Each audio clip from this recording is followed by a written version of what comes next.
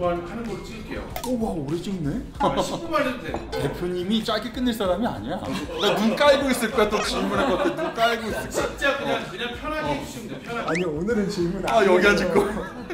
이거는 콜롬비아인데 로스팅 강도가 에티오피아랑 과테말라의 딱 중간. 산미도 있는데 얘는 단맛도 있고 두 가지 시스템으로 추출을 할 수가 있어요. 기본적으로는 이 엑스파드라는 거. 이 안에는 지금 원두가 들어가 있고 겉면 케이스 이게 드리퍼 여기에다가 필터를 꽂은 그런 역할을 하는 거고요. 각 커피에 맞는 이런 레시피 카드가 동봉이 됩니다. 이 카드 자체는 제가 3D 프린터로 만든 거라서 업체마다 조금 다르게 제공이 될 수가 있고 이 RFID 칩에 이 커피에 최적화된 추출 레시피가 담겨 있는 거예요. 사용 방법은 레시피 카드를 태그를 하면 지금 이렇게 간략한 레시피 정보가 나오고 뚜껑을 열면은 안쪽에 이렇게 원두가 15g이 들어가 있습니다. 그다음에 넣어주고 그다음에 홀더에다가 드리퍼를 걸어주고 플레이 버튼을 누르면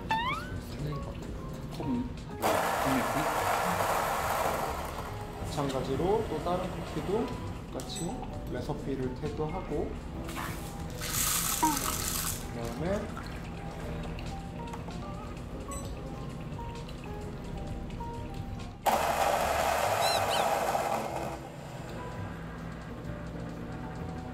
여기 이렇게 물을 따르는 모양이 세 가지 패턴이 있거든요. 나선형 그리고 크게 원을 그리는 게 하나 있고 가운데로 떨어뜨리는 이 세 가지를 조합을 하면 전체 추출 속도가 달라지면서 커피의 맛이 미묘하게 차이가 납니다. 잘 아시는 분들 같은 경우에는 이 레시피를 본인들이 직접 만들어 가지고 조합을 해보실 수도 있는데 처음 하시는 분들은 맛이 어떻게 달라지는가를 확인하는 것 자체가 되게 좀 힘든 일. 마치 제가 오디오를 사가지고 뭣도 모르고 이퀄라이저를 만져보면서 지금 이 소리가 맞나? 하는 거랑 거의 똑같은 추출이 완료가 되면은 이렇게 아이콘이 뜨고요. 이렇게 과테말라 스푼이 있으면은 너무 큰데? 그거밖에 없어. 드립커피 같은 경우에는 처음에 추출된 커피는 농도가 진하고 뒷부분에 나오는 커피는 농도가 연하거든요. 그래서 이 상태로 하면은 위랑 아래의 농도가 달라요. 반드시 섞어서 드셔주는데 그냥 이렇게 우리가 흔히 섞듯이가 아니라 아래에서 위로 이렇게 끌어올려주듯이 아래층과 위층을 교반한다는 느낌. 똑같이. 그리고 이렇게 추출이 완료된 이 엑스파드는 바로 버리셔도 되는데 저는 개인적으로 이거를 화장실이나 냉장고에 하루 이틀 정도 그냥 뒀다가 탈취제로 쓰고 버려줘요. 커피 찌꺼기가 탈취 효과가 진짜 좋거든요. 식물 비료로 쓰는 식물이 잠을 안 자는 거 같아요. 농사 짓는 분들 중에서 네. 주기적으로 이거 퇴비에 섞는다고 받아가시는 분들도 있고 그런데 또 얼마 전에 유튜브를 보니까 이걸 그대로 갖다가 뿌려주면은 식물이 죽을 수도 있고 저는 죽였어요. 이것만 줘가지고 섞어 쓰지 않고 삭혀야 되나 봐요. 다른 거랑 삭혀서 삭혀서 직접 뿌렸어요. 드셔보시죠. 네. 오디오 시작할 때 그 클래식 안 들었거든요. 시스템이 좀 안 좋으면 클래식이 더 재미가 없잖아요. 근데 이제 조금씩 시스템이 좋아질수록 취향이 조금씩 바뀌더라고요. 그런 것처럼 이것도 약간 저도 산미 별로 안 좋아했었는데 나도 이제 뭐 산미 좀 좋아하는 아는 만큼 보인다? 세미나 들으면서 너무 어지러워. 맞아요. 근데 그때 내 옆에 계셨던 분 말이 맞았어. 그러니까 이런 커피라면 저도 자주 먹고 싶어요 그랬고 아는 만큼 보인다는 게 경험을 못 해봤으니까 향이 있는 커피는 무조건 별로다. 네네네. 그러면은 아까는 파드로 추출을 해봤으니까 이거는 드리퍼로 추출을 일단 기본 정량은 딸려있는 순정 옴니 드리퍼를 쓴다고 할 때 15g이거든요. 여기 맨 오른쪽이 저울 무게추 표시거든요. 이거를 눌러주고 이건 기본적으로 동봉되어 있는 거고요. 이게 아니라 딴 걸 써도 상관없습니다. 넣은 다음에 0점을 잡고 그래서 아까 여기 밑에 이거 저울인가 그랬더니 저울 기능이 있는 네, 거구나. 저울이 무게가 되게 중요하거든요. 일반 분들한테 커피 무게를 정확하게 재기 위해서 저울을 하나 구매해 주십사 말씀을 드리면 내가 이것도 샀는데 뭐 커피 한 잔 먹는데 또 무슨 막 저울까지 사냐 막 그런 경우도 많았거든요. 얘 같은 경우에는 1로 다 들어가 있으니까 필터를 껴주고 홀더를 이제 이 옴니 드리퍼로 교환을 하고요. 물을 일단 담아주고 이거는 서버에다가 자 아까는 우리가 레서피 카드를 썼는데 요 콜롬비아는 제가 아직 레서피 카드까지는 못 만들었어요. 앱에다가 저장을 해놨거든요. 레서피를 제가 2가지를 만들었었는데 조금 산미가 덜한 걸로 네. 그 다음에 시작합시다. 누르면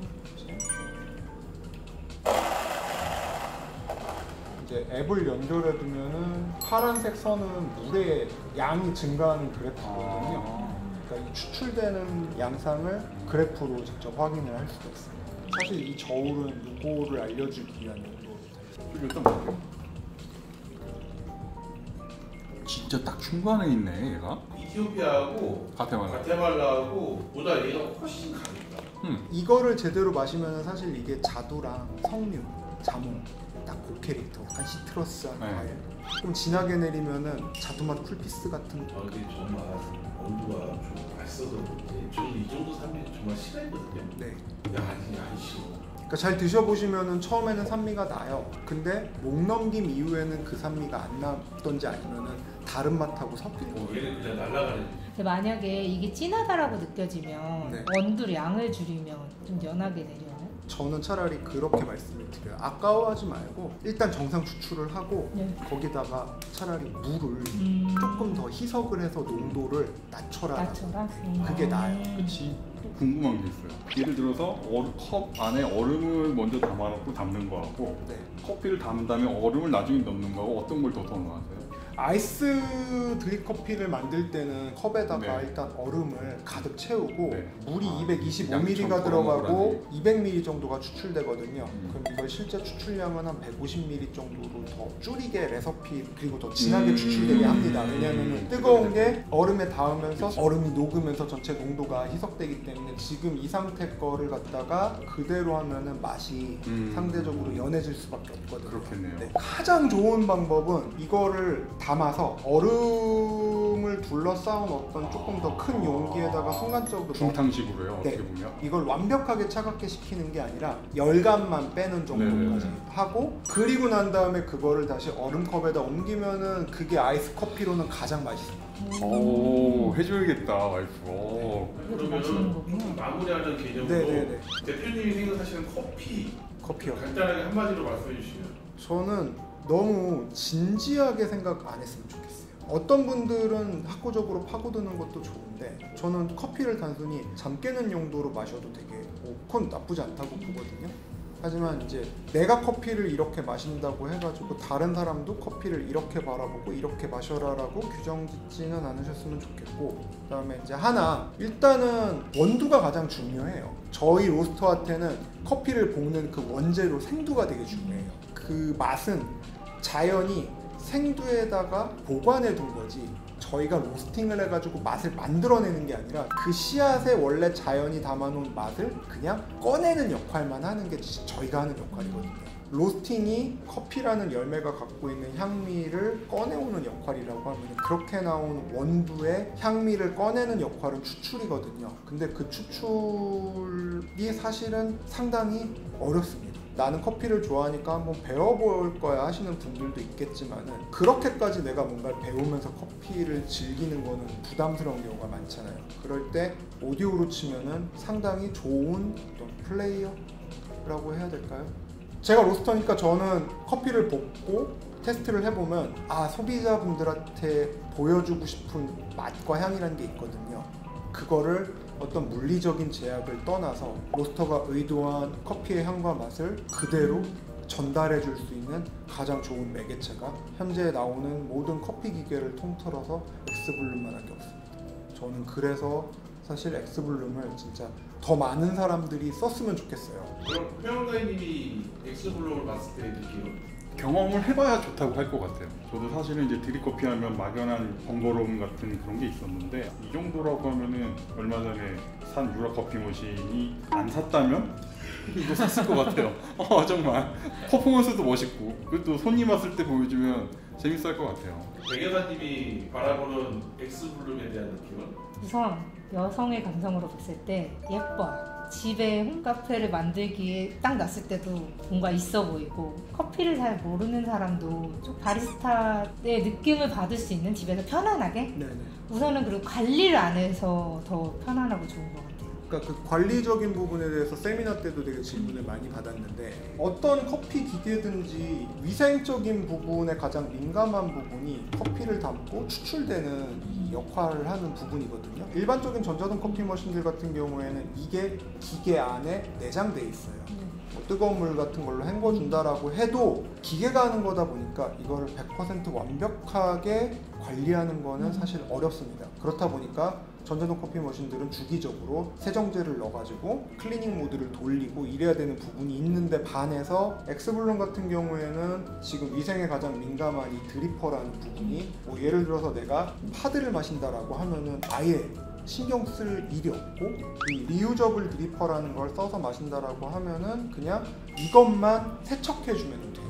그 다음에 이제 또 그라인더 청소를 어떻게 하느냐인데 간단하게 말씀드리면은 엑스블룸은 그라인더의 구조가 내가 이전에 볶았던 커피의 잔량이 그라인더 내부에 거의 남지 않는 구조로 되어 있습니다. 그렇기 때문에 청소는 뭐 외관이라든가 이런 걸 청소해 주신다거나 아니면 물통만 주기적으로 세척을 해주시면 되니까 그게 또 진짜 큰 장점이라고 생각을 합니다. 이 정도면 됐을까요?